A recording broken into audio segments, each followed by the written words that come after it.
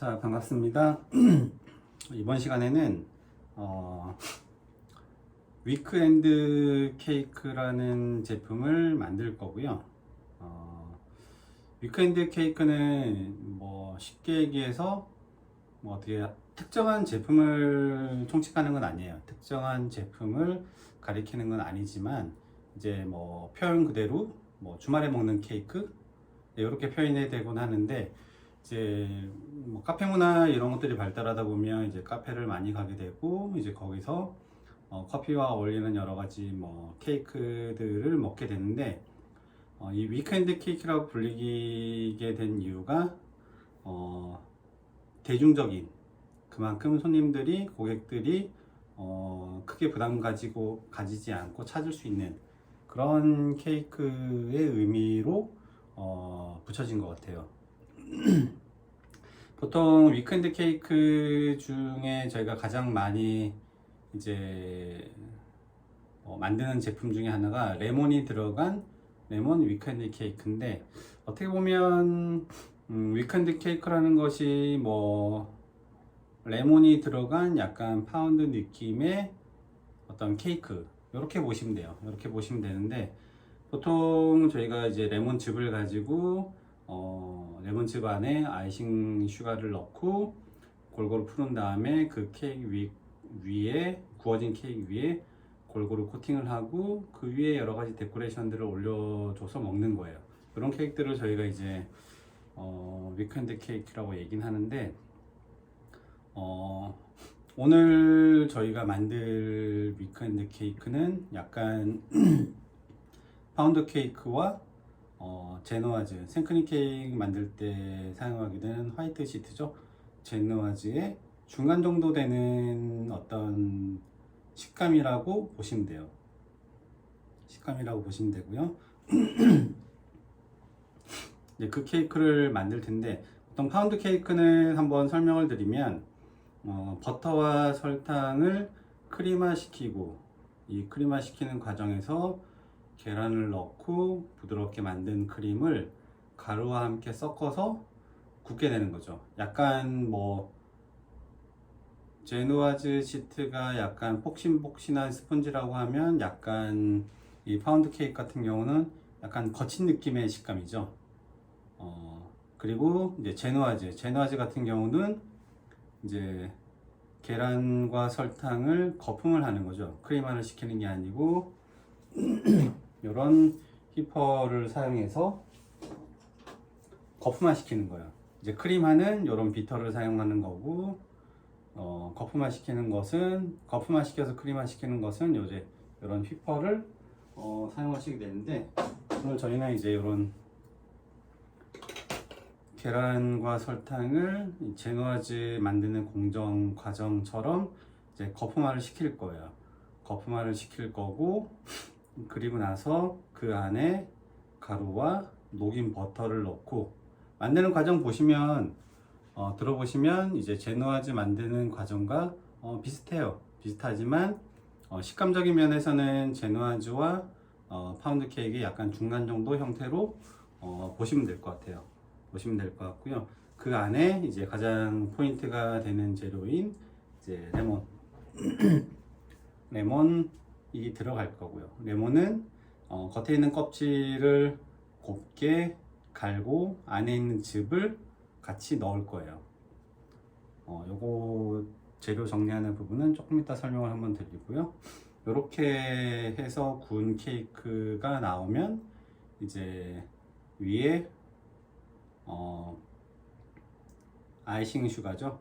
이제 레몬즙과 아이싱 슈가를 섞은 그런 코팅용 아이싱을 케이크 위에 도포하고 이제 먹게 되는데, 만드는 과정은 비슷하지만 중간에 저희가 이제 좀 키포인트를 줘야 되는 것들이 있어요. 이제 크림화를 시키는 케이크들은 버터의 온도, 뭐 계란의 온도 이제 굉장히 중요해요. 왜냐하면 버터나 계란이나 이런 재료가 적정한 어떤 온도나 성질로 세팅이 되지 않으면 크림화가 되지 않고 거품화가 되지가 않아요. 이제 버터의 온도가 너무 낮으면 크리마가 쉽게 되지 않고요. 그리고 계란이 너무 차가우면 크리마 식히는 과정에서 분리가 나고요.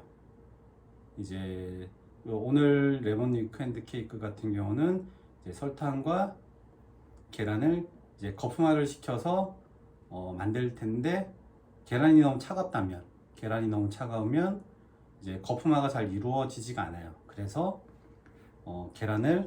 계란과 설탕을 한번 중탕불에 올려서 온도를 좀 끌어올려 줄 거예요. 지금 현재 계란의 온도가 20도 정도 되고요. 보통 계란 같은 경우는 이제 냉장 보관을 하게 되기 때문에 냉장고에서 나오면 온도가 이제 4도에서 5도, 6도 이렇게 형성이 돼 있고, 이제 이런 온도를 좀 올려서 작업을 해야 되는 제품들이 있다면 미리 계란을 실온으로 좀 빼놓은 다음에 작업에 들어가시면 온도의 영향을 크게 받진 않아요. 이제 온도가 너무 낮으면 중탕불에 데워서 한번 작업을 한 번 더 해야 되는 번거로움이 있지만, 이제 미리 계란을 실온에 좀 빼놓는다면 이제 그런 과정을 거칠 필요는 없겠죠. 하지만 여러분들한테 오늘은 중탕시키는 법을 한 번 더 설명을 드릴 거고요. 온도는 현재는 20도 정도지만 계절에 따라서 실온에 꺼내 놓았다 하더라도 계란의 온도가 달라질 수 있고, 그리고 좀 더 이제 폭신폭신한 묵직한 크림을 형성시키기 위해서는 실온에 있는 계란의 온도보다도 좀 더 높은 온도로 만들어 줘야 해요. 그래서 저희는 오늘 현재 계란의 온도가 냉장고에서 꺼내 놓은 지 한 2시간 정도 됐고, 현재 온도가 20도 정도고요. 그리고 실내 온도도 지금 보면 한 25도, 6도 형성이 되고 있어요. 그래서 이 설탕과 계란의 온도를 한 35도에서 40도 사이로 맞춰줄 거예요. 그리고 나서 작업을 하면은 이제 거품화가 굉장히 부드럽게 잘 일어나요. 그래서 이 부분 반드시 지켜주셔야 이제 제대로 된 거품이 만들어질 거고, 물론 기계를 사용하게 되면 거품이 만들어지긴 할 거예요. 만들어지긴 하지만 되게 폭신하고 부드러운 크림이 만들어지진 않기 때문에 반드시 이 과정을 좀 재료 준비하는 데 있어서 이 부분을 좀 지켜주셔야 하고요. 그리고 이제 버터는 이제 이 거품화 시킨 크림에 가루를 넣고 섞은 다음, 제노아즈 만들 때 보면은 이제 녹인 버터를 가장 마지막에 저희가 작업을 하게 되죠. 가장 마지막에 작업을 하게 되는데, 요 위크핸드 케이크도 마찬가지로 버터를 녹이고 나서 마지막에 섞어줄 거예요. 이 녹인 버터를 섞을 때는 한 번에 반죽에 섞으시면 안 되고요. 한 번에 반죽에 섞으면 안 되고, 한번 반죽을 덜어서 녹인 버터에 넣은 다음 좀 풀어 주셔야 돼요. 왜냐하면 버터는 굉장히 무거워요. 그리고 만들어져 있는 거품은 굉장히 가벼울 거예요. 서로 어떤 무게가 다르기 때문에 버터를 형성되어 있는 크림에 넣게 되면 바닥으로 쉽게 가라앉아서 잘 섞이지가 않아요. 그래서 일정 부분의 반죽을 덜어서 녹인 버터에 넣은 다음 가볍게 섞어서 서로의 어떤 질감을 맞춰주는 거죠. 맞춰주고 나서 재료를 한 번 더 섞어주시면 거품도 죽지 않고 재료도 잘 섞이게 되죠. 자, 그러면 재료를 한번 준비하는 과정을 한번 보여드릴게요. 자, 여기서 이제 가장 키포인트 되는 재료가, 모든 제품들이 마찬가지예요. 기본적인 어떤 만드는 제품의 레시피가 있으면 그 안에 어떤 재료들을 넣느냐에 따라서 초코가 될 수도 있고, 레몬이 될 수도 있고, 녹차가 될 수도 있고, 여러 가지 맛이 첨가가 돼요. 그만큼 어떤 재료를 얼마만큼 어떻게 본 재료와 섞느냐에 따라서 향이나 어떤 풍미가 좀 달라질 수가 있어요. 풍미나 맛이 좀 달라질 수 있는데, 레몬 같은 경우는 일단은 베이킹 파우더를 사용해서 깨끗이 세척을 해 주신 다음 물기를 제거하시고 보관하시면 돼요. 보관하시면 되고, 오늘 저희가 사용할 부분은 일단은 반죽, 위크엔드 케이크의 반죽엔 이 레몬 껍질만 사용할 거예요. 레몬 껍질만 사용할 거고요. 그 다음에 레몬즙은 나중에 코팅하는 재료로 사용을 할 거예요. 자, 레몬 껍질 같은 경우는 현재는 겉에 볼 때 노랗지만 안쪽으로 들어가면 하얀색 껍질이 형성되어 있어요. 레몬 껍질을 저희가 이제 곱게 채를 내릴 텐데, 곱게 채를 내리는 과정에서 흰 부분이 나오면 거기서 멈춰 주시면 돼요. 흰 부분이 나중에 채에 쳐서 들어가게 되면 약간 흰 부분은 쓴맛이 되게 강해요. 쓴맛이 굉장히 강하기 때문에 위에 있는 노란 부분만 사용해 주시는 게 가장 좋아요. 자, 레몬 이 껍질 같은 경우는 나중에 버터 섞을 때 같이 넣어서 해줄 거예요. 레몬은 산이기 때문에 설탕을 넣고 막 거품을 막 올리다 보면은 과도하게 거품이 형성될 수가 있어요. 그래서 제품의 영향을 좀 좋지 않게 하기 때문에 이런 레몬이나 산, 굉장히 시트러스한 계열의 재료들은 좀 마지막에 넣어 주시는 게 좋고요. 물론 뭐 크리마를 시킨다, 뭐 과자를 만든다, 그럴 때는 초반에 넣어 주셔도 돼요. 초반에 넣으실 때는 그냥 이 레몬 껍질을 스킨해서 그냥 넣어서 섞으시는 것보다는 대부분의 어떤 아이템들에는 설탕이 들어가요. 설탕이 들어가는데 이 레몬 껍질을 스킨하셔서 설탕에 놓고 함께 버무려 주세요. 버무려 주시고 나서 뭐 30분이든 1시간이든 조금 더 시간적 여유를 두신 다음 향이 충분히 설탕의 레몬 향이 스며들 수 있는 시간을 주시는 게 좋아요. 그러면 좀 더 레몬 향의 풍미가 풍부하게 날 거예요. 자, 여기서 우리가 다른 재료를 좀 대입시켜 보면 바닐라 빈을 넣는다. 바닐라 빈을 넣는다 했을 때 바닐라 빈 그 자체는 페이스트와는 달리 차가운 재료에 섞였을 때 그렇게 강한 향을 내지를 못해요. 그래서 보통 저희가 이제 뭐 뜨거운 액체에 우려갖고 많이 사용해요. 하지만 이런 설탕이 들어가는 어떤 쿠키류나 케이크 재료, 쿠키류 어떤 크림화 시키는 재료 제품 같은 경우는 이 설탕에 일정 부분 바닐라 빈 시드를 넣고 버무려 주시고 거기에 껍질까지 같이 넣고 밀봉을 시켜 주시고 나서 보관을 좀 해주시면 바닐라 빈의 풍미가 이 설탕에 충분히 스며들어서 제품을 만들었을 때 훨씬 더 좋은, 액체에 우리지 않아도 그 풍미가 충분히 전달될 수 있게끔 제품이 만들어져요. 보통 저희가 커피 같은 거 이제 뭐 시럽을 넣는 분들도 있잖아요. 시럽을 넣을 때 이제 뭐 여러 가지 뭐 시럽이 있겠지만 이제 뭐 바닐라 빈 시럽이다 라고 하면 그 안에 바닐라 빈 시드를 넣고 껍질도 같이 넣어서, 왜냐하면 껍질에도 풍미가 굉장히 강해요. 하지만 껍질 같은 경우는 좀 질기고 단단하기 때문에 저희가 이제 직접적으로 섭취는 하진 않아요. 섭취는 하진 않지만 충분한 향을 가지고 있기 때문에 어떤 그 재료에 우러날 수 있게 스며들 수 있는 시간을 주고 같이 섞어 두시면 바닐라 빈의 향이 충분히 극대화될 수 있어요. 그래서 이 레몬을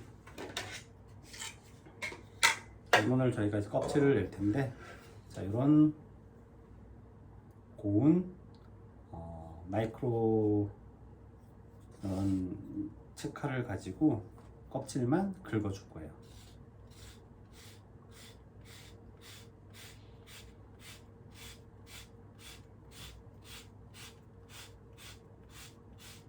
자, 이렇게 껍질이 모아지고 이 부분은 이제 흰 부분이 점점 보이기 시작하죠. 흰 부분이 너무 드러나지 않는 정도까지만 긁어주시면 돼요.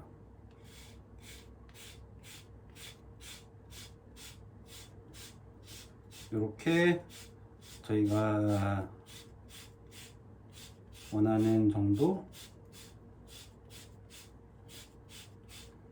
이 레시피에는 레몬 1개 정도면 충분하게 레몬의 향을 낼 수가 있어요.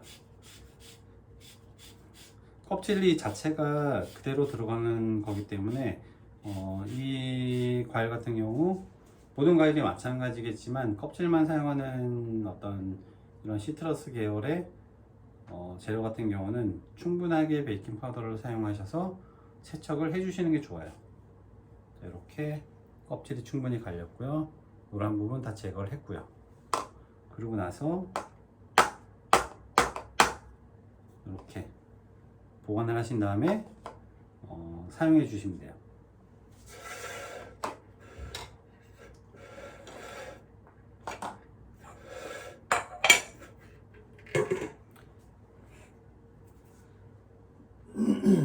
그리고 이제 레몬즙을 저희가 사용할 텐데,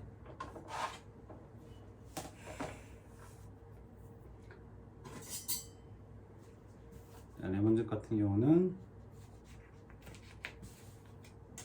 반을 가르셔서 이런 레몬즙 내리는 도구에 넣고 이렇게 즙을 내려주시면 돼요.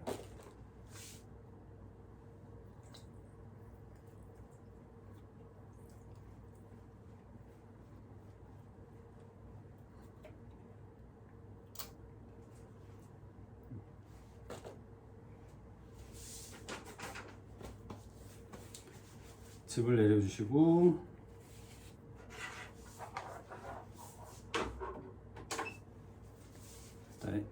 즙을 내리는 과정에서 아마 이 시드가 들어갈 거예요. 시드가 들어가기 때문에 이 시드를 체에 한번 걸러 주시는 게 좋겠죠. 자, 이렇게 체에 한번 걸러 볼게요.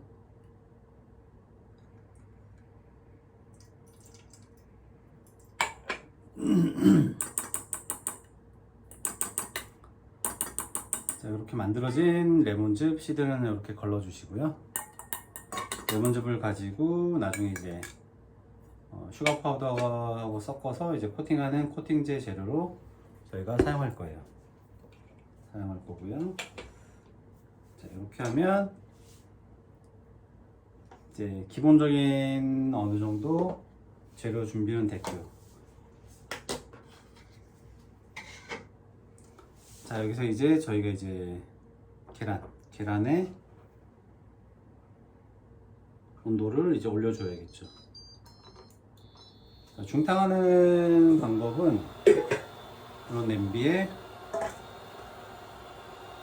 물을 끓이면서 이렇게 냄비에 올려놓고 이렇게 뜨거운 열이 올라오면 그 위에 놓고 저어주시면, 보통 저희가 이제 중탕을 한다라고 하면 이런 방법을 많이 사용해요.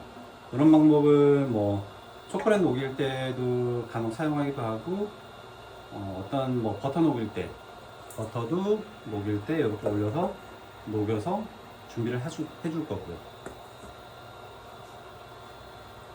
일단은 계란을 넣어볼게요.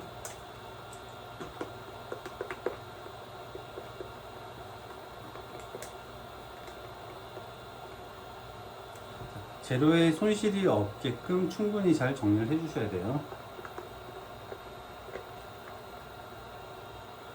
정리를 해 주시고, 설탕을 이제 넣고 나서 이제 중탕불에 넣고 온도를 올려줄 텐데, 설탕도 온도가 있어요. 계란의 온도만 뭐 다 맞췄다고 해서 그냥 그대로 설탕을 넣고 나는 온도를 다 맞췄으니까 하고 작업을 하시면 안 돼요. 왜냐하면 설탕이나 어떤 밀가루도 마찬가지로 빵을 만들 때 온도가 되게 중요해요. 온도가 되게 중요한데 주변 환경에 따라 온도의 변화가 굉장히 심해요. 겨울 같은 경우는 온도가 좀 더 낮게 세팅이 되어 있겠죠. 모든 재료가. 이제 계란의 온도가 적절하다고 해서 설탕의 온도를 확인하지 않고 그냥 넣어버리면 좋지가 않아요. 온도가 떨어지겠죠. 그러면 거품화가 제대로 이루어지지 않고요. 지금 현재 설탕의 온도가 25도 정도인데, 계란의 온도가 저희가 이제 섞었을 때 한 40도 정도를 맞춰준다고 했는데, 35에서 40 맞춰준다고 했는데, 예를 들어서 계란 온도가 한 38도예요. 근데 이제 설탕의 온도가 겨울철 춥다 해서 20도다 하고 그냥 섞어버리고 거품화를 시키면 당연히 계란의 온도는 떨어지겠죠. 설탕 때문에. 해서 설탕과 계란을 한 번에 넣고 같이 온도를 떨어뜨려 주시는 게 좋아요. 왜냐면 설탕도 녹아야 또 거품화가 또 잘 이루어지거든요.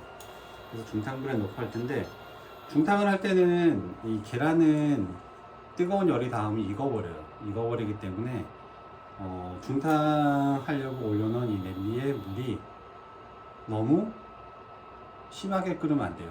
심하게 끓게 되면 계란이 익어버릴 수도 있어요. 그런 이유 때문에 이제 너무 끓지 않은 상태의 그냥 약간의 수증기만 강하게 올라오는 정도의 물만 딱 끓여줘서 준비를 해주시면 돼요. 그리고 이제 설탕을 계란에 넣을 텐데,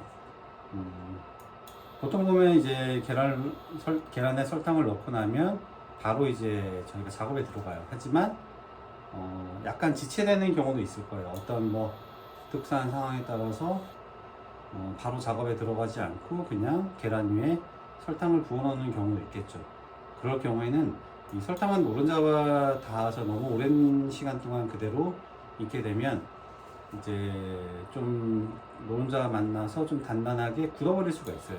그렇기 때문에 만약에 내가 설탕을 지금 섞어놨는데 잠깐 어떤 다른 일을 해야 된다 라고 하면 바로 섞어 주시거나, 아니면 좀 더 안전하게 하시려고 하면 노른자를 한번 좀 풀어 주시거나, 계란 전란이죠, 전란을 한번 풀어서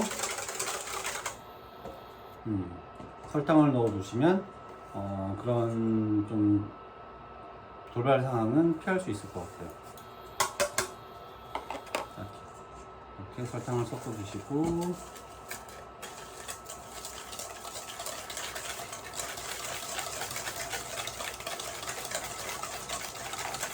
한번 섞어 주신 다음에 중탕을 할 거예요. 자, 현재 온도가 22도예요. 아까 전에 계란의 온도가 20도 중반 좀 넘었었죠. 자, 설탕을 넣고 나니 온도가 좀 3도까지 떨어졌어요. 그래서 설탕의 온도도 중요하다라는 거 확인시켜 드립니다. 자, 이렇게 중탕불에 올려놓고 이렇게 저어주시면 돼요. 저어주지 않게 되면 이 수증기 때문에 계란이 익어버릴 수 있기 때문에 막 강하게까지는 아니어도 그래도 어느 정도 좀 저어주시는 게 좋습니다.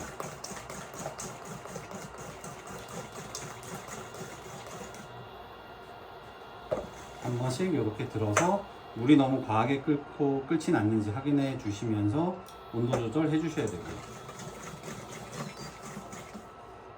제 과에는 이렇게 중탕을 하는 작업들이 굉장히 많아요. 중탕을 하는 작업들이 굉장히 많기 때문에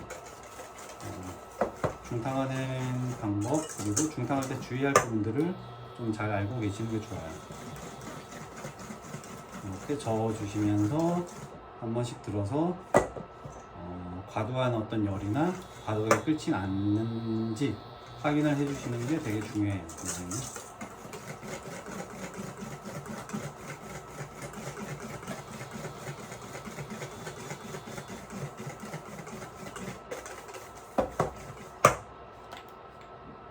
현재 온도가 36도까지 세팅이 됐고요. 그러면 볼에서 빼서 이제 보관을 하시면 되고, 준비해 주시면 되고, 자, 뺄 때도 마찬가지예요.